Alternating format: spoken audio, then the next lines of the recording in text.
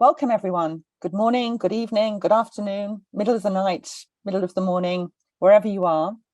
My name's Catherine Duggan. I'm the Chief Executive Officer of the International Pharmaceutical Federation. And I'm really delighted to launch the FIP CEO Podcast 2023. This is a series of podcasts called In Conversation With. And what we're aiming to do at FIP is to create a series of podcasts where we start some conversations with fellow leaders in pharmacy around areas of shared interest. These areas may have emerged from our conversations or our meetings during the pandemic and actually have blossomed since. And what we've understood really is that we're all better when we talk with each other. We're all better if we treat each other with a bit of humanity and we value each other's inputs.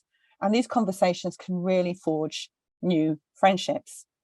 Before I start with my introductions of my fellow podcaster, I just wanted to take a moment to tell you a few words about me. So I'm a pharmacist. I've been in position here at FIP since June 2018. And from registering as a pharmacist, I have worked in academia, community, hospital, and primary care policy making pharmacy, as well as in professional body work at the Royal Pharmaceutical Society, which was my job prior to this one. Along the way, though, I've gathered a lot of experiences and a lot of expertise in different areas, but the big life experiences for me are really what matter. And one of my passions is to think about what I could have told myself at the age of 25 or 30, and that we support our young early career pharmacists, pharmaceutical scientists, educators, with some of the nuggets we may have. So the first 3 episodes of this new podcast series, I'm delighted to be in conversation with someone who I have known during the pandemic, got to know better, and now I view as a close friend and colleague. And this is Shelita Dattani. And Shelita is Vice President of Pharmacy Affairs at the Neighbourhood Pharmacy Association of Canada. Before we get going, let's take a few moments to get to know you a bit more, Chalisa. Oh, thanks, Catherine. And it's my absolute privilege to be in conversation with you today. And the way I'm going to present myself to you first, I was thinking about what you said about humanity is I'm a daughter, I'm a mother, I'm a wife, I'm a friend. I'd like to think now that I'm your friend, I'm a colleague, and I'm also a pharmacist. And in my blood and soul, I'm a pharmacist. I'm a second generation pharmacist. I'm the daughter of a community pharmacist who trained in the UK, actually, Catherine. I don't even know if we've ever discussed that, and came as an immigrant to Canada and built a business and had his own success story and wanted to continue on his legacy. So I've worked, like you, in many different sectors of our wonderful profession. I spent a lot of time in hospital pharmacy, in clinical, then leadership roles, worked in community pharmacy, grew up in my father's community pharmacy, and then really got the, I think I loved the idea of being a champion for my profession, my sector, and I got the opportunity to work more formally in advocacy, worked at our National Professional Association, and then got another opportunity to bring forward real policy and change with government in my current role, where I really am front-facing with government leaders across the country to try to affect real change for pharmacy, as we call it, neighborhood pharmacies, a health hub in every single community across the country, rural, remote communities, but really across the globe. And I think there's so much more similar than there is different. Through the conversations that I had with you, through many other international colleagues, we realized that we can really learn from each other, not just as pharmacists, but in our human experiences through the pandemic, before and onwards.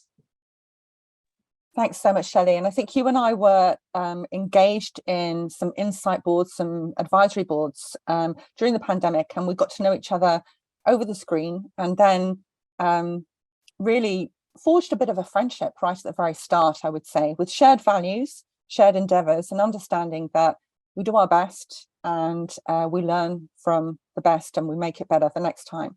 But I'm really interested, Shelly, in why you're interested in these conversations. Why wouldn't we just keep it between ourselves and have our chats and our working relationship? What's in it for you? Why are you interested, Shelly? Yeah, well, I think, Catherine, as you said, we met, I guess, formally through some advisory boards, which were sort of more therapeutic in nature. But as I saw you across a crowded Zoom screen, I wanted to be your friend and colleague. I saw you as a mentor. I was inspired. Things that you said resonated because you weren't just bringing in the therapeutic aspects of, for example, how pharmacists should be immunizers. Let's just use that as an example, but how we have real struggle and how we need to protect and foster not just the profession, but the human side. And we were right in the middle, as you say, of the pandemic. So from that, we started some conversations. You joined one of our conferences and did a fireside chat with our CEO, I recall, and then you and I kind of took off from there. And I think we really did share some of our, it felt, I guess, we talk about vulnerability, and we're going to talk about that, I think, a little bit more in the podcast series, right, Catherine, that we're doing. But we felt some fairly early trust. And so we were able to share, you as a CEO, me as a vice president, but first and foremost as people, what our struggles are, what our own vulnerability is, how we feel comfortable bringing that to the workplace, what trust is, how we lead our teams as leaders. And I think, and as women, and, aspects of diversity and challenges that people face, all of those things, it was hard to get off the conversation and go to the next meeting because we could just talk forever. So for me, I think I realized that I'd love to have this conversation and bring in, I feel like I'm having a cup of tea with you right now, Catherine, but bringing in more people, because I know that this is a conversation that others want to contribute to and be part of. And I think it normalizes the fact that we're all going through a lot, and how can we share and lift each other up so that we can be better humans and better pharmacists. We often talk at Neighbourhood about how this is really a tipping point or a crossroads for the profession in this sector. As we come out of this pandemic, as we struggle with health systems across the world, we're going to have to continue to give more of ourselves and grow. And we're going to need that support and that humanity along the way. So I think these types of conversations are germane to success, but success, however you define it, in terms of caring for each other so that we can care for our patients better. You have put it so well, Shelly, and I think there's something as well about us understanding that you can forge good friendships through the screen, and that should enable others. So a podcast series doesn't stop people from meeting face to face, but it will help people understand that you can have good, productive conversations, really, that move the dial in your personal life. And I think as well, Shelly, what we noticed was obviously the pandemic united us in some ways with this major crisis that was changing day by day by day by day. But that also, when that ebbed a little, other people were facing other crises. And we see that now, and we'll come to that when we outline the areas for our discussions, with the recent earthquakes in Turkey and Syria, but also with the war in Ukraine and the ongoing wars in places like Syria, the ongoing conflicts, the ongoing impact of the blast in Beirut. What about all of the traumas we see across the world, the big global things? And then, Shelly, you and I were talking about daily life for many of us, despite our big, shiny, smiley faces when we go and be professionals, are fraught with the politics and the stresses and the crises of being an individual. So the pandemic was one big uniting thing, but even when it went, people were facing the impacts of that, but also family, friends, workload, aging, diagnoses of yourself, managing traumas in your family. I mean, it's all part of life. And I think it's given us this real spotlight, this real torch into some of the learnings that we had. So I'm going to ask you in a second, Shelly, to walk us through what we think these three would be. But I would say this is the start of a journey. We're going to have 3 podcasts. We're going to see how they go. And we might run more in the future with special guests. We might run some CPD Bites, which is a new initiative from FIP, where we do little canapes of professional development. We'll just see where this takes us, Shelly, which I think for pharmacists is really life affirming. And to have a bit of a plan, but not a completely concrete plan, is quite refreshing. But Shelly, what would you say the areas that we want to talk about would be? Well, I mean, I think I'll just continue on with sort of where you started. And I think when we talked about all of these challenges that you're saying, we talked about this whole concept of resilience, right? And I think we'll We'll get into that a little bit more in a couple of minutes, but it really has become a mantra, for us. And and the word is fraught with complexity and what it means and what the expectations of resilience are on the individual and if they're fair. We talked about work-life balance as well, Catherine, and that's another word that's a bit of a struggle, because do you balance equitably every day? Some days are you just, like yesterday, I'll give you an example. I had, to take my mother somewhere, and I had a puppy who had surgery, and that's where my brain was yesterday. So even though I also had to do a presentation and went through my workday, my balance maybe was a little bit off kilter because I had other things that I was worrying about. So you bring your best self in different ways. You struggle with balance, and is balance even the right word? So I think we'll get into that, because we always talk about work-life balance, and we put a lot of pressure, frankly, on females in that whole work-life balance narrative. And I'd love to break that down with you in future podcasts. The other piece, that you suggested, and I would love, and I think bringing guests or bringing, some of the FIP folks who I think have so much lived experience to share with us, is advice for our younger selves, but also what others who have different perspectives because of their worldview and lived experience through the pandemic, with crises upon crises. There are wars and earthquakes and all kinds of things. There's opioid crises, there's shadow crises, there's so much compounding of challenge that people are facing across the globe.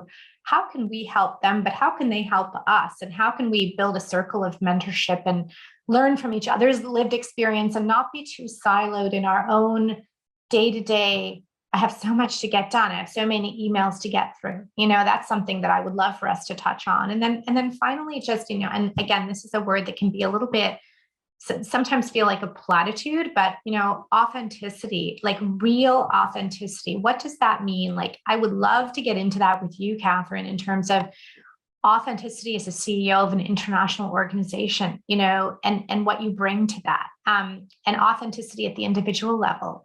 And how that comes into the workplace and is welcomed there. So, I mean, there's so much as usual, even when we have our bilateral quarterly conversations, we never want to get off the phone or the virtual screen, because there's so much that, because we bring our vulnerable selves, that we want to unpack.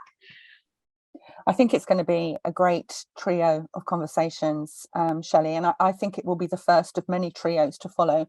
And I think the words she uses so bandied about now, used flippantly, alongside some of the things that we've shared, which is, people who don't necessarily like your style or welcome your input would describe you as too much something, whether you're too clever or too talkative or too much of something, and how to handle some of those things might be really useful. And Shelly, you and I have really spoken about how we'd like to give our younger selves some advice, and I think this would be really, really valued, not only by colleagues who are at our stage of professional careers, and I bandy you up with me, even though I'm older than you, but, at a senior level, or what they perceive as senior, because to others, a CV and somebody being in a senior position looks very other. It looks like you had it all planned and it all went very easily. And we know that at certain points along the way, if someone had given us a little guiding hand or a little help or helpful advice, we would have made it even better for ourselves. And that's something I think we're going to keep very, very true. I'm so excited, Shelly, for this. I really, really am. I think as well, learning from each other through our screen relationship, how great it's going to be to meet up, and maybe others would get the opportunity to do the same. So it's a teaser today, isn't it? And we're gonna welcome everybody to tune in to the next one, the first one, where we'll dig deep. And I think, Shelly, you've got a real ambition, haven't you, for us to get these done during the month of March. Tell me a little bit more.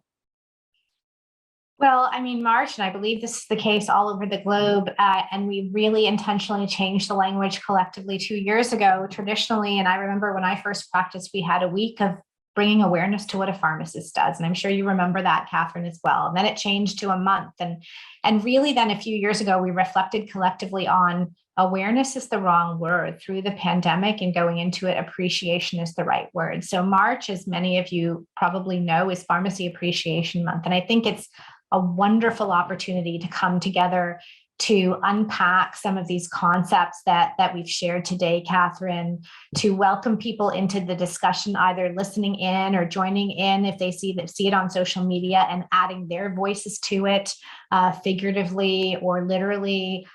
So we'd love to do at least start this in March, but we also realize that this is a continued conversation through your leadership, Catherine. So whether it's us or whether it's you bringing on other people, I hope to see it as a new frontier of a very important discussion that is really in perpetuity, that continues to support and help us as we work on our humanity and our resilience and our authenticity and our leadership. And just by the way, I wanted to mention one more thing is leadership. And I think you are a really shining example of this. And I say this authentically. And part of it is just because of a conversation we had with a colleague here who's from Turkey. If that's okay, if I say that, almost brought me to tears.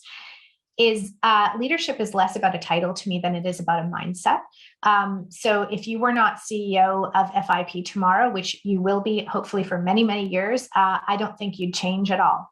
And people would still follow you, Catherine. So I think when we talk about leadership here at this table and at our next conversation, I would encourage people to think about that we're not really focusing on titles, but we're talking about a mindset.